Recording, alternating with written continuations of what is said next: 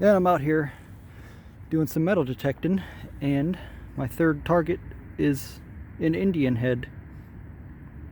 It's really crusty, but it's an Indian head.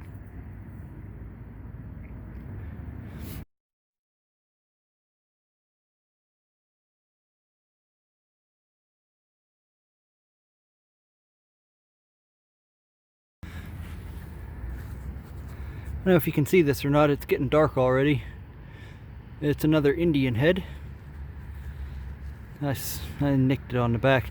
There was I was getting a nice 32 squeaker right here, and I dug it up, and it was like a piece of aluminum wire that secures chain link fence to the post.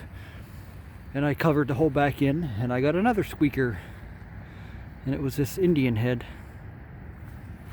I dug a weedy around here somewhere too, so a couple good things.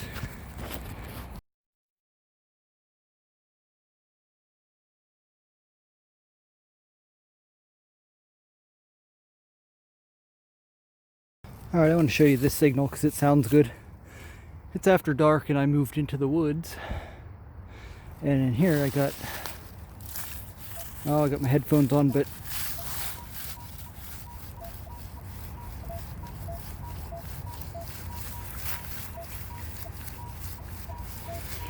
bouncy, but it has depth and it's a real nice squeak.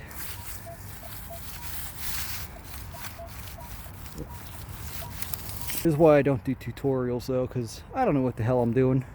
Hey, what's your secret, Matt? Well, I dig things that sound nice. And I dig a lot of them, and a lot of times it's junk. I don't know what I'm doing.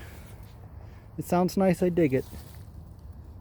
Aha, and it turned out to be something good too. We got a one-dimer, silver dime here.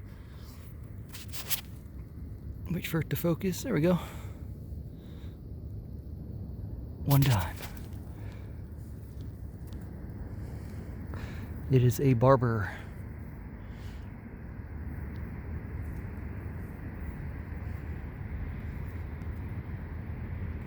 $18.97. Oops. Sweet. Cool. Nice. That's a good way to start.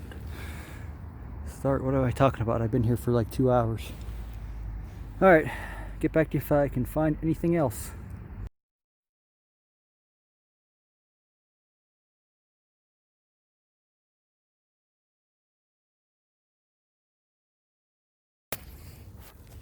Oh yeah, back to the tutorial thing. I can hardly talk, it's freezing out here. See my breath. But one thing that I make sure to do, especially when you're in the woods, because all these sticks and chunks of leaves, your coil tends to bounce when you're going over the stuff, so go real slow. Like, not, people talk about going slow, but I think they mean walking slow, not their swing speed, you know. You just got to go real slow when you're walking. Make sure you do a real thorough sweep, and make sure you're overlapping. I go really slow. I try to do a real thorough job of covering my area that I'm hunting.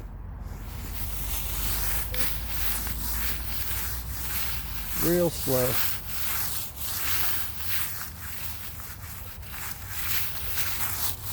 And, you know, put some downward pressure on your coil. Try to push through these leaves. Otherwise you're losing like an inch of depth and bouncing over it as you go. So you're missing a lot of ground. There's something right there.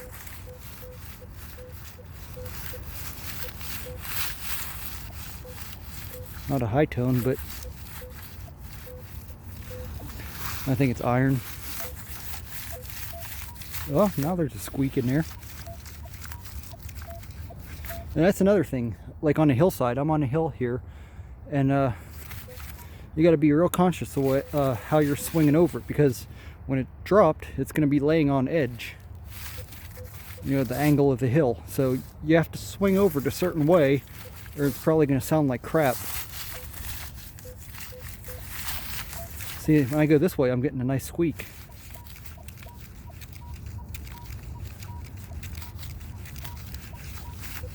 right next to where I dug a barber dime. So you should check that. And that's what I'm gonna do as soon as I get my shovel. All right, I'll let you know what that is. Okay, it was this. I don't know what that is. It's like a screw, a knob with maybe I don't know, some kind of knob. It screws into something. It's old, it's brass. See, I mean, not a real good tone signal, but it was worth checking out, and it's interesting anyway, more than a rusty nail.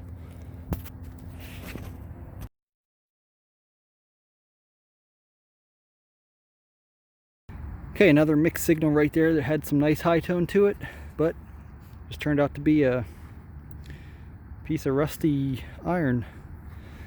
And this happens most of the time, but has a little nice sound to it. I just dig it and find out what it is. That's my secret. And I do it a lot. I do it over and over until I'm starving and dehydrated and I don't feel good anymore. And then I go home. All right, and looky here. This one had barely any high tone to it at all. I was expecting a penny, and I got a silver dime here.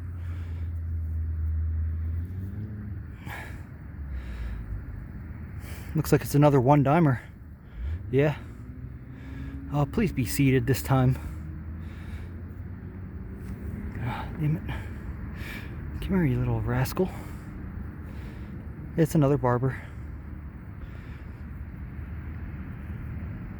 I'm just gonna rub it because it's mine. 1900 something. 1908. Neato. That was a surprise. Maybe there's a Indian in there with it. Because that did not sound like silver at all. That's it. Well, interesting. I'll swing over it again. If there's anything else in there, I'll let you know. But I don't think so. This piece of iron looks like the other one I dug, but it's not, I swear. There's the other one. This was underneath of it.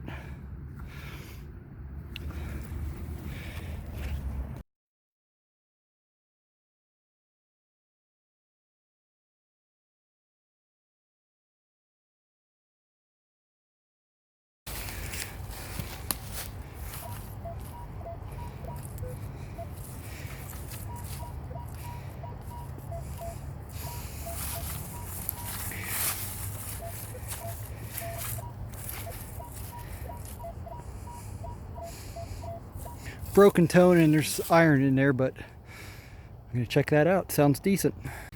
Okay, it's not a coin, but it's a big piece of brass. What is that?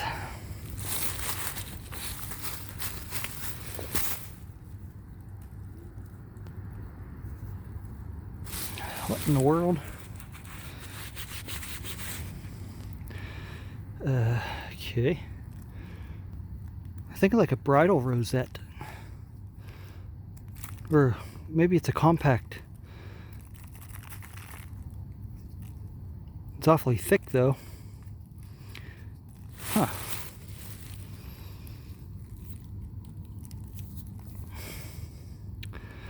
I don't know. As yet to be identified. I'll figure that out later.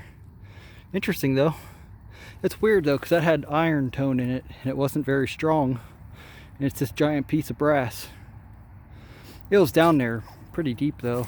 What is that, 9-10 inches? Pinpointer length.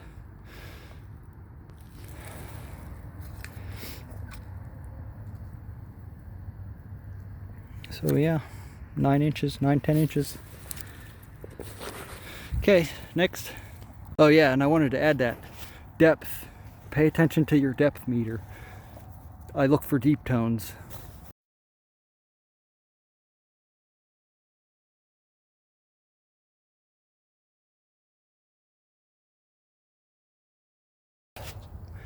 And I have a theory that there's probably still hundreds of gold coins laying in these old city parks. Depending on how, I don't really know how common they were used, how commonly people carried them around back then, like say the late 1800s and early 1900s. But if they carried them around a lot, there's still a lot of them laying out there, because a gold coin, a dollar gold coin, is tiny. It's smaller than a dime, and gold doesn't come up high on your machine. So if it has a lot of depth to it, it's going to be extremely easy to miss, and you're probably going to think it's like a pull tab or something. So I think there could be a lot of gold coins still laying out here in these parks. Joe at, from Pittsburgh Coin Hunting, he's found 2 of them. So yeah, I think there's a lot of gold coins out there still. I'd like to find one. I was just getting a weird signal right here. I pulled out an old rusty nail, and the signal was still there. It was coming up at 18, between 18 and 21. I reopened the hole and I found this old piece of bling jewelry. I mean, that's old though. That's not modern. That's pretty neat. Some kind of pin. You can see on the back where the pin used to be. Cool.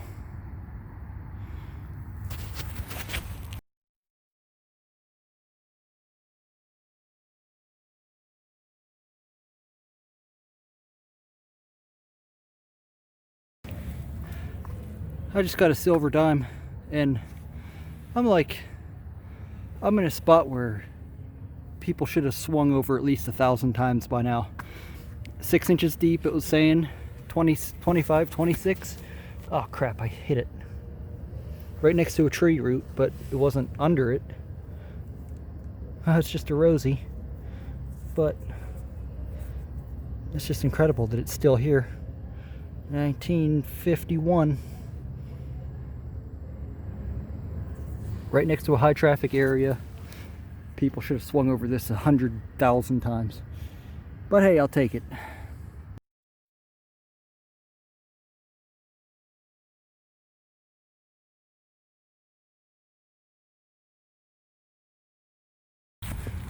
I think I might have something cool here. Looks like a silver coin. It was coming up between, it was like all over the place. 19, 25, 28. I pinpointed it here, but it was over there. That's a silver coin, I think. Look how white, yeah. Look how gray that is. Holy mackerel. It's just a Merc. I can see that. Wow. I've never seen one that gray and like weird looking. I forgot water today, by the way, which is why I'm rubbing all these coins. Well, it's just a Merc, so I'm rubbing it. 1916D, it says. No, it doesn't. Don't yell at me for rubbing it. I can't tell what the date is. It looks like it's a teens, though. Not even in freaking camera here. And once again, I'm like in the middle of this high traffic, highly traveled area that I'm sure hundreds of detectors have swung over before. But this was an iffy signal, and I dug it. Now I got a teens Merc. Is that the trifecta? Yeah, I got the trifecta today. 2 barbers, a rosy, and a Merc. Come on, seeded. And did I mention that had a lot of depth on it? That's what made me decide to definitely dig it. You know, the numbers was all over the place. It had a little bit of a squeak to it, but it was deep. So, like I said, something that has any kind of squeak to it at all, anything that might sound like a coin, I'm digging it if it has depth.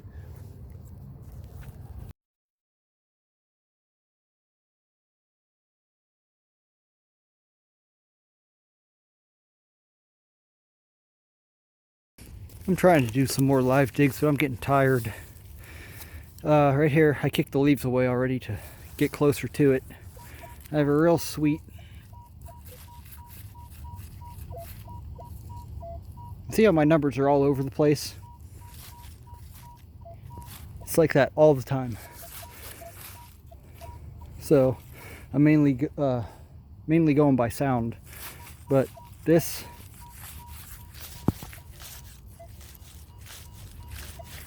if you can hear that, real nice and like no iron. So I'll dig that and I'll let you know what it is. That was nothing. Little wee aluminum bottle cap.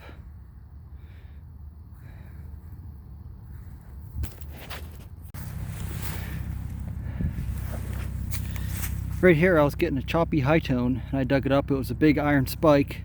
Then right next to it I was getting a nice 12. And I figured, well, it could be a nickel, I guess. So I dug it up and it was. And it's a V nickel. Liberty head nickel, however you want to pronounce it. There you go. It's got the big V on the back. Roman numeral for 5. Yeah, it's a V nickel. I gotta go soon. My pinpointer's about dead, and I'm ready to go. So if I don't dig anything else, thanks for watching, and I'll see you next time.